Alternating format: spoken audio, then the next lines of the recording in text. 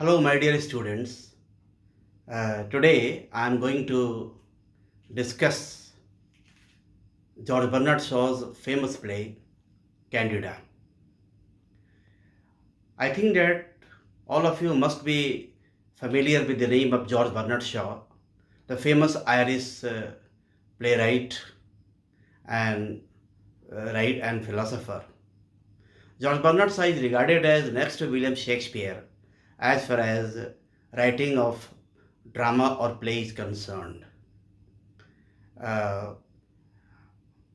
Shakespeare belonged to the Elizabethan age. He was a towering personality and he wrote his plays in the blank verse. Whereas George Bernard Shaw is regarded is a very modern writer and he wrote in not in verse but in prose.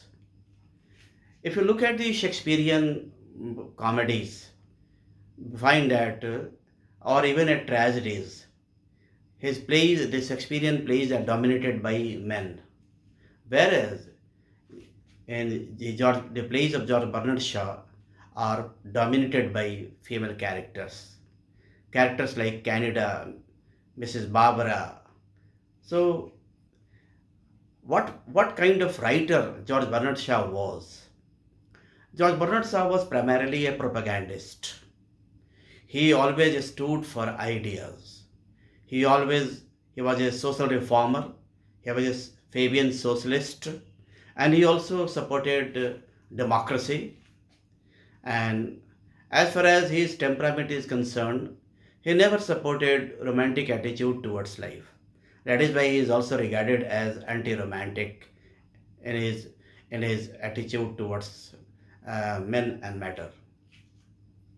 Candida is one of the well-known plays by George Bernard Shaw.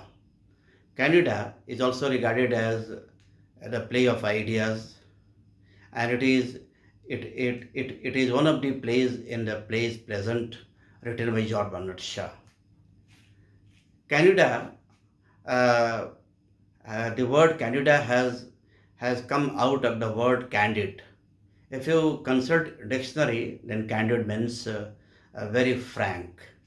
Candida is the name of the 33-year-old leading female character in this play.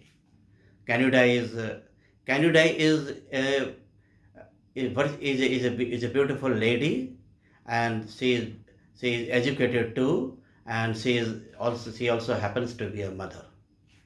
Candida is regarded as a synthesis of both modernism and tradition.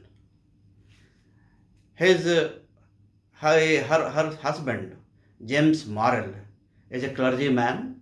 He's a 40-year-old, well-built uh, uh, parson, and he is well known for his oratorial skill. Uh, he is very much in demand by many forums and many organizations, and so uh, from the dialogue between his secretary, the 30-year-old lady Proserpine, and Morel, we come to know that Morel is very popular, and he is always invited by so many organizations and forums to deliver lectures on religion, on socialism, and on on democracy.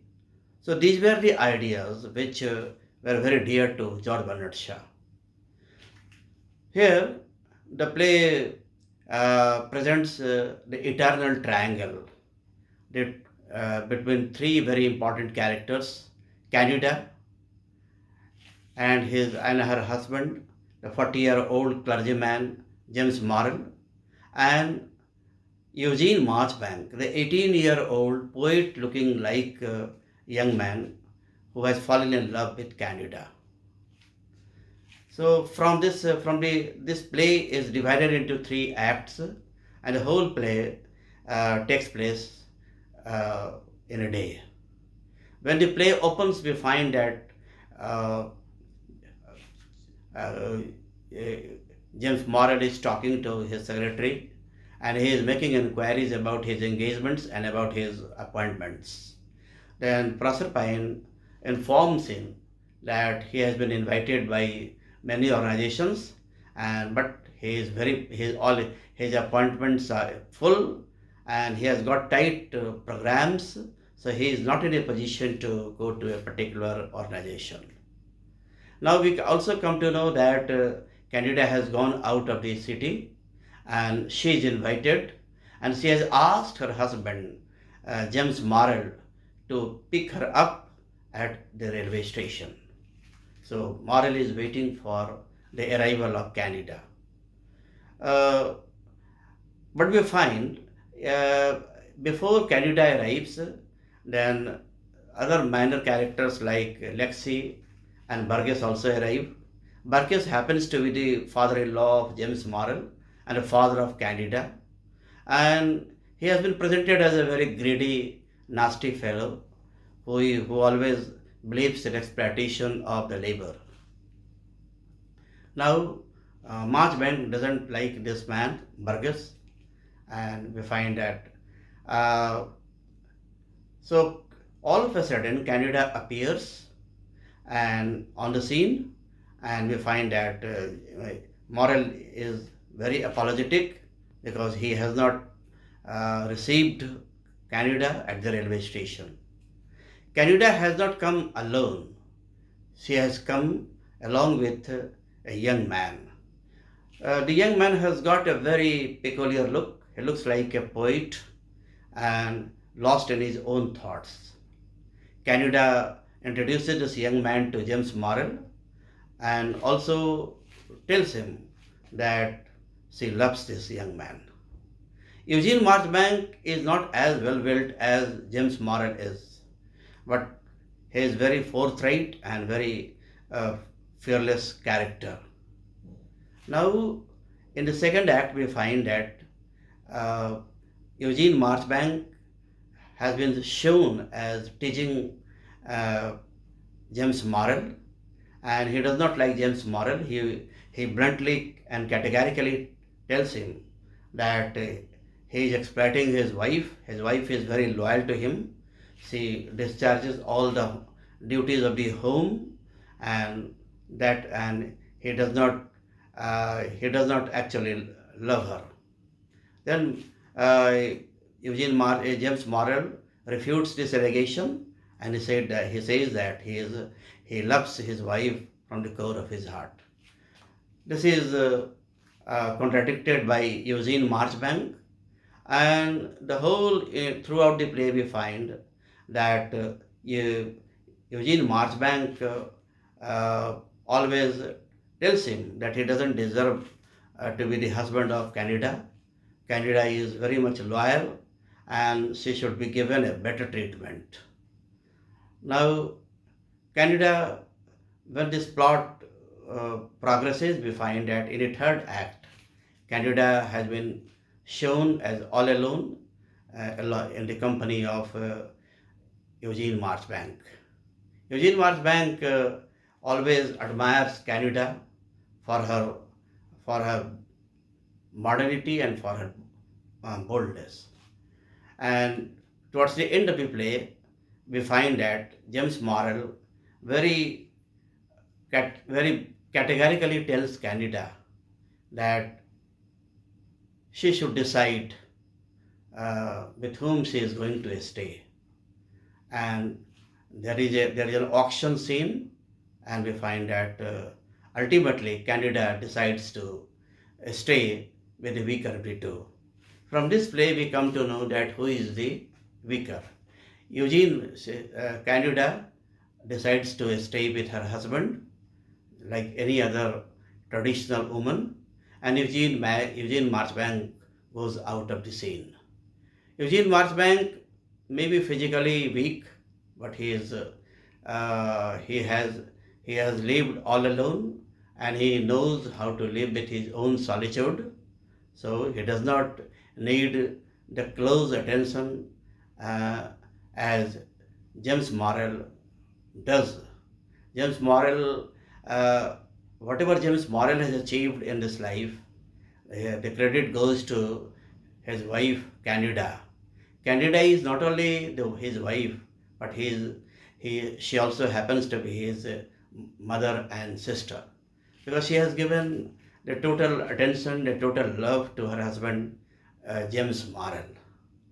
So, if the character of Canada is very, very important, and Canada has been shown, Canada has also questioned some of the ideas about marriage during the Victorian times. During Victorian times, women were expected to be very much loyal to their husbands. Here we find that Canada is is a very beautiful example of perfect blending of tradition and modernity. She has been presented as a modern woman. She stands for a new woman, a woman who is educated, who knows her mind, a woman of her substance, and who is very fearless and forthright. And she is not at all afraid of expressing her own personal opinion. But it doesn't mean that she does not discharge her responsibilities as a wife. Like any other traditional wife, we find that Canada knows her duties towards her family, towards her husband, and that is why she looks after her husband like any other loyal traditional woman.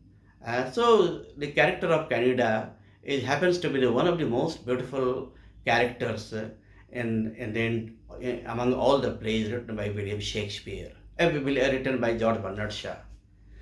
Uh, we find that here George Bernard Shaw, from his biography, uh, we come to know that he was very much influenced by the Norwegian writer Ibsen. Ibsen wrote a similar kind of play, Doll's House, where uh, Nora, the famous character Nora, is very bold and brave character, and she rebels against established male order. Uh, but there is a difference between the Candida and Ibsen's Nora. Nora walks out of this marriage. Uh, she has been presented as as a feminist character, whereas Candida, uh, towards the end of this play, uh, she decides to stay with her husband. So she is completely different from George Bernard Shaw's uh, character, Nora.